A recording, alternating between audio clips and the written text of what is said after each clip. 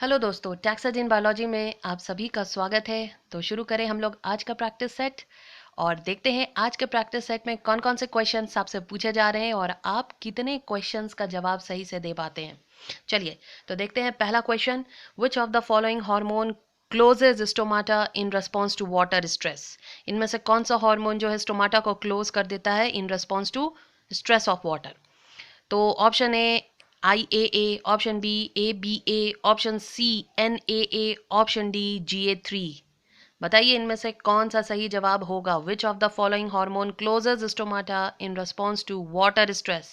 Option A IAA, option B ABA, option C NAA और option D GA3। तो इस question का जो सही जवाब है वो है option number B, that is ABA, जिसका मतलब होता है abscisic acid. Abscisic acid closes stomata in response to water stress. चलिए नेक्स्ट हम लोग देखते हैं question number 2।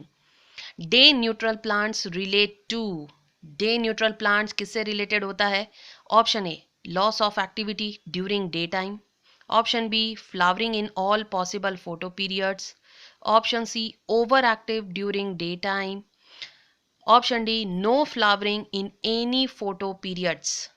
So day neutral plants relate to, जल्दी से बताइए इसका सही जवाब क्या होगा। Option A loss of activity during day time, option B flowering in all possible photo periods, option C over active during day time, option D no flowering in any photo periods. तो इस question का जो सही answer है वो है option number B, that is flowering in all possible photo periods. Yes, वैसे plants जो किसी भी फोटो पीरियड्स में फ्लावर दे सकते हैं, they are called day neutral plants. Okay, जैसे कि राइस हो सकता है, पैडी। नेक्स्ट हम लोग देखते हैं विच of the following is the structural and function unit of the largest digestive gland. Which of the following is the structural and function unit of the largest digestive gland.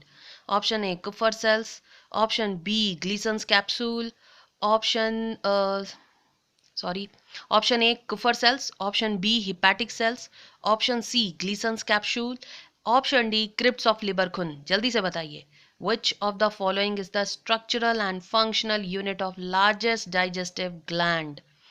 इनमें से कौन सा structural और functional unit है largest digestive gland का।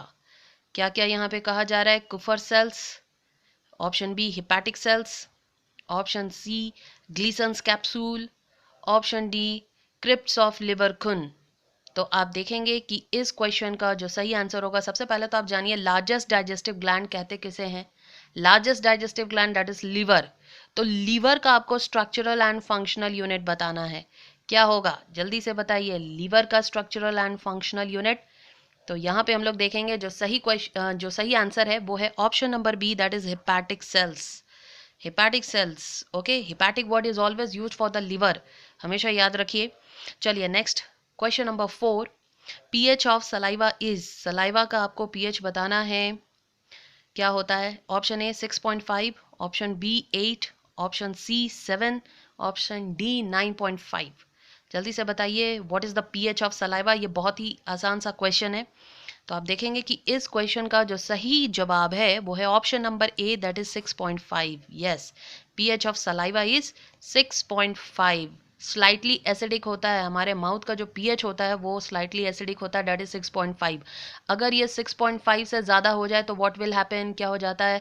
आप देखते हो कि माउथ का जो पीएच है वो चेंज हो जाता है, 7 हो जाता है या उससे ज़्यादा हो जाता है तो बिटर इन टेस्ट हो जाता है। आप ज़्यादातर कुछ भी चीज़ें खाते हो तो आपको वो टेस्टलेस लगता है। तो जो पीएच होता है सलाइवा का वो 6.5 होता है नॉर्मल। और जब आप कोई मेडिसिन खाते हो या बीमार पड़ जाते हो तो हम लोग देखते हैं या पीएच डिस्टर्ब हो जाता है तो खाने का टेस्ट हमें समझ में नहीं आ पाता है। चलिए नेक्स्ट हम लोग देखते हैं। Every 100 ml of deoxygenated blood delivers approximately. Every 100 ml of deoxygenated blood delivers approximately option A 5 ml of carbon monoxide to the alveoli, 6 ml of carbon dioxide to the plasma, 4 ml of carbon dioxide to the alveoli, 7 ml of carbon monoxide to the plasma. जल्दी से बताइए इस question का सही जवाब क्या होना चाहिए। Every 100 ml of deoxygenated blood delivers approximately 5 ml of carbon monoxide to the alveoli, 6 ml of carbon dioxide to the plasma, 4 ml of carbon dioxide to the alveoli, 7 ml of carbon monoxide to the plasma।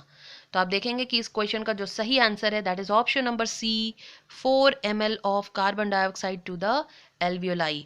तो correct answer हम लोग देखते हैं 4 ml of carbon dioxide to the alveoli। चलिए next हम लोग आते हैं और देखते हैं नेक्स्ट क्वेश्चन क्या पूछा जा रहा है आपसे। नेक्स्ट क्वेश्चन है bicuspid term is applied to option A, a valve in heart and a bone of pelvic girdle, option B, a muscle in upper arm and a valve in heart, option C, a valve in heart and tooth surface, option D, a valve in heart। जल्दी से बताइए इस question का सही जवाब क्या होगा। bicuspid term is applied to a valve in heart and a bone of pelvic girdle, a muscle in upper arm and a valve in heart, option C, a valve in heart and a tooth surface, option D, a valve in heart। bicuspid term किसके लिए apply किया जाता है। तो आप देखेंगे कि इस क्वेश्चन का जो सही आंसर है वो है option number C, yes, bicuspid, a valve in heart and tooth surface। Tooth surface को भी हम लोग bicuspid कह सकते हैं। तो याद रखें a valve in heart and tooth surface। Next question number 7, nucleosome is option A intron interrupted DNA, double helix DNA, negatively charge DNA wrapped around positively charge histone octamer, और ऑप्शन डी सैटेलाइट डीएनए। बताइए nucleosome क्या है। ये बहुत ही आसान सा question है। Intron interrupted DNA, double helix DNA, negatively charge DNA wrapped around positively charge histone octamer, और ऑप्शन डी सैटेलाइट डीएनए। तो आप देखेंगे कि इस क्वेश्चन का जो सही आंसर है वो है option number C, negatively charge DNA wrapped around positively charge histone octamer. आ जाते हैं question number 8, human genome project is closely associated with the rapid development of a new area in biology called as option A, biotechnology, option B, bioinformatics, option C, biogeography, option D, bioscience। Question एक बार फिर से मैं पढ़ दूं। Human genome project is closely associated with the rapid development of new area in biology called as biotechnology, bioinformatics, biogeography, bioscience. तो जल्दी से बताइए इस क्वेश्चन का सही जवाब क्या होगा। आप देखेंगे इस क्वेश्चन का जो सही आंसर है वो है option number B, bioinformatics. Human genome project की वजह से आप देखते हो कि जो बायोलॉजी के नए एरिया में रैपिड डेवलपमेंट हो रहा है वो है बायो इन्फॉर्मेटिक्स। चलिए नेक्स्ट हम लोग देखते हैं question number 9, the extinct human ancestor who ate only fruits and hunted with stone weapons was Ramapithecus, Australopithecus, Dryopithecus और Homo habilis। जल्दी से बताइए। The extinct human ancestor who ate only fruits and hunted with stone weapons was Ramapithecus, Australopithecus, Dryopithecus और Homo habilis। तो आप देखेंगे इस question का जो सही आंसर है वो है option number B, that is Australopithecus. तो वो ह्यूमन एंसेस्टर जो एक्सटिंक्ट हो चुका है लेकिन वो केवल फ्रूट्स खाते थे और स्टोन वीपन से हंट करते थे, वो थे ऑस्ट्रालोपिथिकस। चलिए option number D, cirrhosis of the liver is caused by cirrhosis. Liver cirrhosis आपने सुना होगा, तो ये किसकी वजह से होता है। Option A cocaine, option B LSD, option C alcohol, option D morphine. तो इस क्वेश्चन का जो सही आंसर है वो जल्दी से बताइए, क्योंकि देखिए ये बहुत ही आसान है। Cirrhosis of the liver is caused by, तो आप देखेंगे इस क्वेश्चन का जो सही जवाब है वो है option number C, alcohol. Alcohol जो है दैट कॉजेस लिवर चिरहोसिस।